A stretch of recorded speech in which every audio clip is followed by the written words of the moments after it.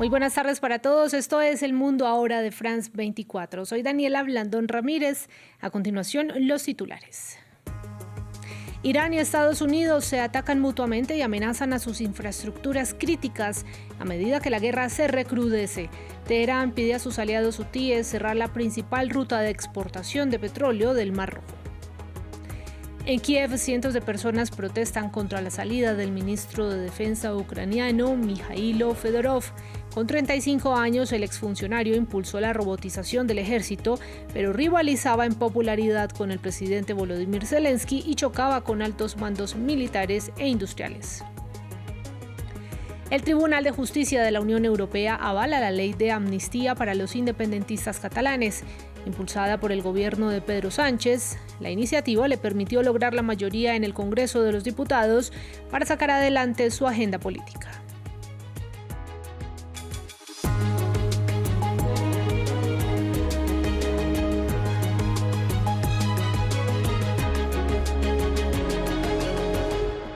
Vamos a comenzar el informativo en Medio Oriente. A un mes de la firma de un fallido memorando de entendimiento para poner fin al conflicto, se completan ya 6 días consecutivos de ataques mutuos entre Estados Unidos e Irán, con el estratégico estrecho de Hormuz en el centro. En las últimas horas, el ejército estadounidense atacó la isla de Qeshm y Bandar Abbas. Pakistán, en calidad de mediador, llamó a reanudar las negociaciones, pero las amenazas mutuas continúan, sobre todo en lo que tiene que ver con infraestructura. Veamos más. Desde la semana pasada, los ataques estadounidenses han causado la muerte de al menos 30 personas en Irán, según su gobierno. Se interceptaron presuntos misiles iraníes en el cielo de Amán, en Jordania, y Erbil, en Irak.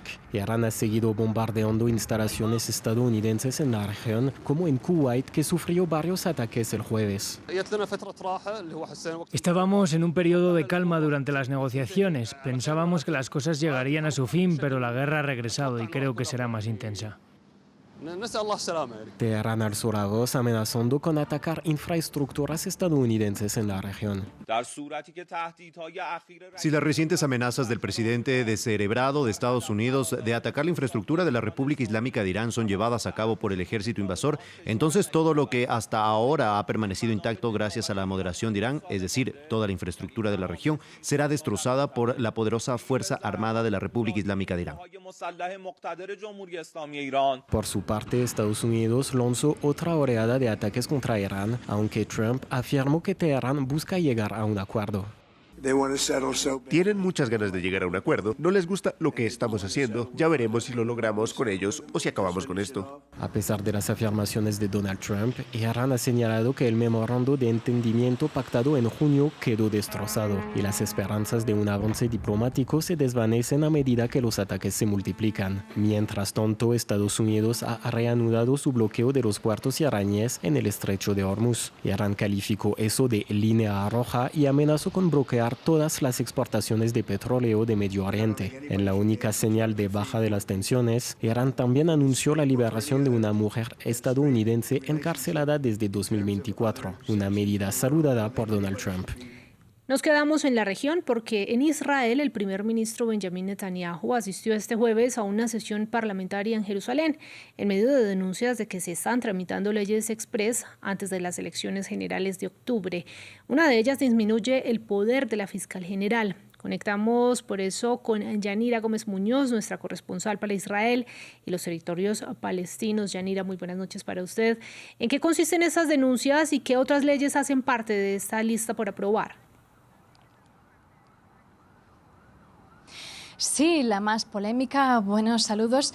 Medios como Haaretz la han tildado de hecho como golpe mortal a lo que queda de Estado de Derecho en Israel, porque en esencia la última, lo que ha conseguido la coalición de Netanyahu es que la Fiscalía General no pueda ya más casi controlar las decisiones del Ejecutivo, a excepción de unos temas penales, dejando así a los políticos israelíes sin supervisión, sin un guardián que revise la legalidad de sus decisiones cuando la Fiscalía hasta ahora tenía opiniones vinculantes. Esto aún debe pasar por el Tribunal Supremo, pero si no anula esta reciente ley, será otra ley más del legado de la coalición de Netanyahu que, en cierto modo, modifica las instituciones israelíes, como ya hemos visto en el caso de la policía, bajo dominio total del ministro de Seguridad Itamar Ben-Gvir.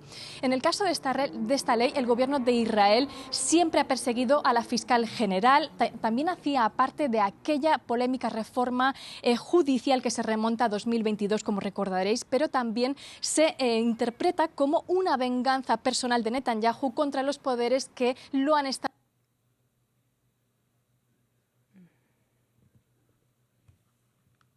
Bueno, mientras restablecemos la comunicación con Yanira Gómez, vamos a ir con las noticias. En Ucrania renunció el popular ministro de Defensa, Mikhailo Fedorov. Esta es una decisión que generó protestas ciudadanas. Con el presidente Volodymyr Zelensky impulsando una renovación de su gobierno, su salida es percibida como una destitución a la luz de los desacuerdos que ha mantenido él con altos grados del ejército, del ahora exfuncionario, quien defiende una visión más asimétrica de la guerra con Rusia. William Gazón nos explica. Centenares de manifestantes en las calles de Kiev protestan contra la dimisión del popular exministro de Defensa Mikhailo Fedorov. Esta salida está percibida como una destitución por parte de la población ucraniana, por lo que se enmarca en una reorganización del gobierno impulsada por el presidente Zelensky. Me preocupa el futuro de mi país y cuando a personas muy eficientes simplemente las apartan de sus cargos por razones poco claras, eso no es normal.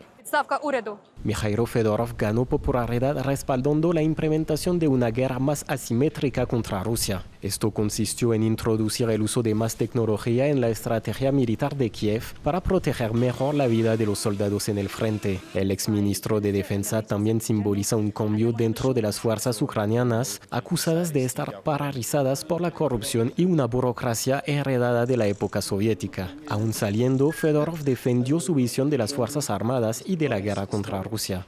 ¿Qué decisiones se propusieron en ese momento? Se trataba de decisiones radicales en materia de personal. Implicaban reemplazar tanto al comandante en jefe como al jefe del Estado Mayor General. Hoy prometí que debemos hablar como adultos. No tenemos otra opción si queremos derrotar al enemigo de manera asimétrica, con pérdidas mínimas. La salida de Fedorov también preocupa a los ucranianos sobre el futuro de la guerra, en un momento en que las fuerzas ucranianas parecían lograr presionar más a Moscú y ralentizar no sin dificultad el avance de las tropas rusas. Vamos a retomar comunicación con nuestra corresponsal en Israel y los territorios palestinos, Yanira Gómez Muñoz, quien nos venía hablando de esa participación hoy en el Parlamento israelí del primer ministro Benjamín Netanyahu. Pero vamos a cambiar de tema porque el presidente electo de Colombia, Abelardo de la Espriella, anunció su intención de trasladar la embajada del país en Israel de Tel Aviv a Jerusalén. ¿Qué implicaría esta medida y qué reacciones ha generado?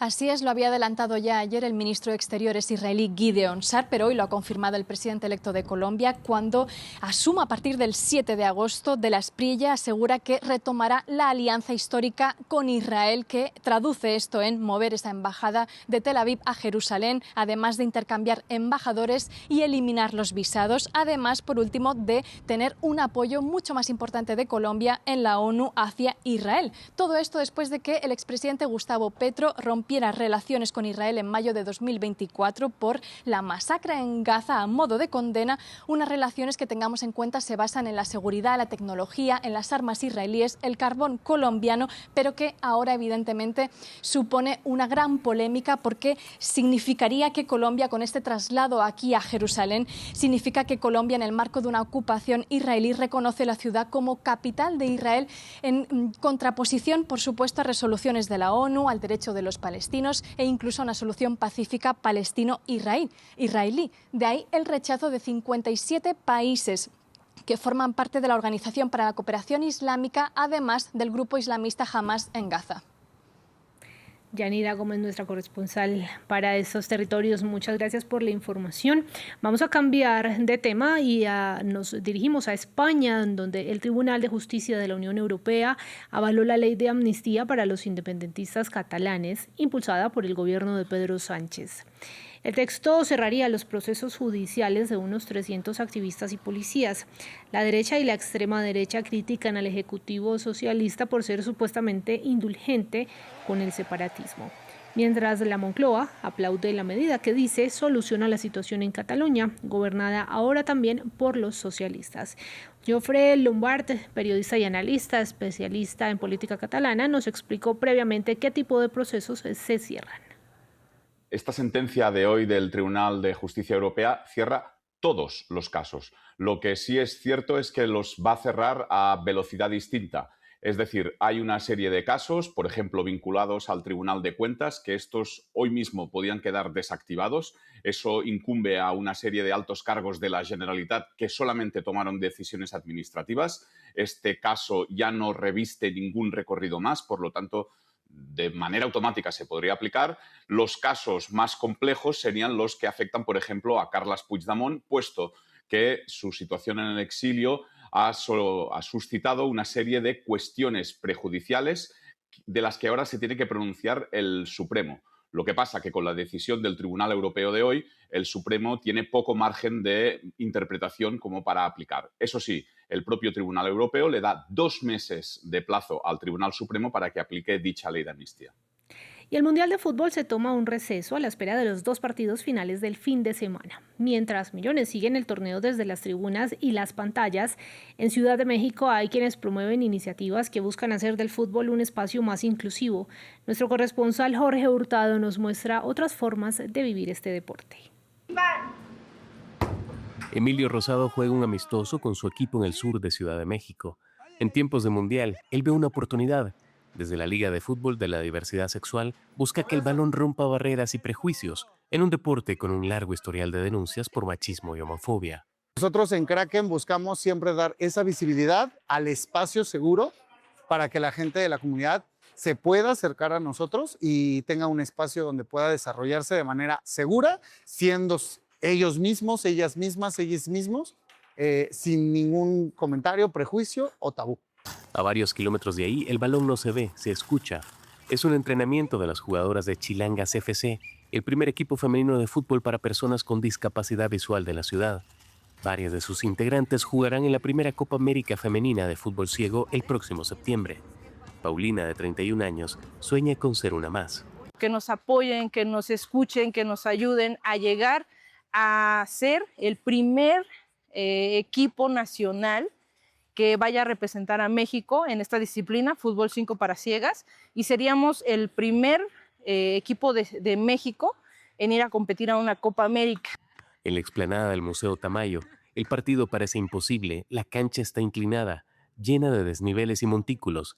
Es la instalación Canchas Desiguales del artista Priscila Monge.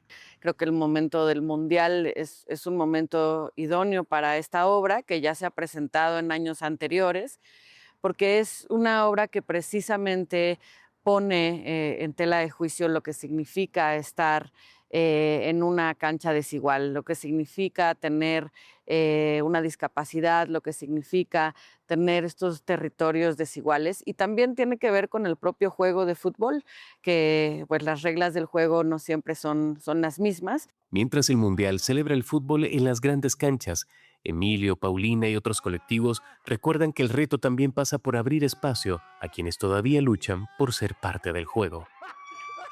Así terminamos este resumen informativo, pero yo los invito a que se queden con nosotros en nuestra programación y también en nuestra página web www.france24.com.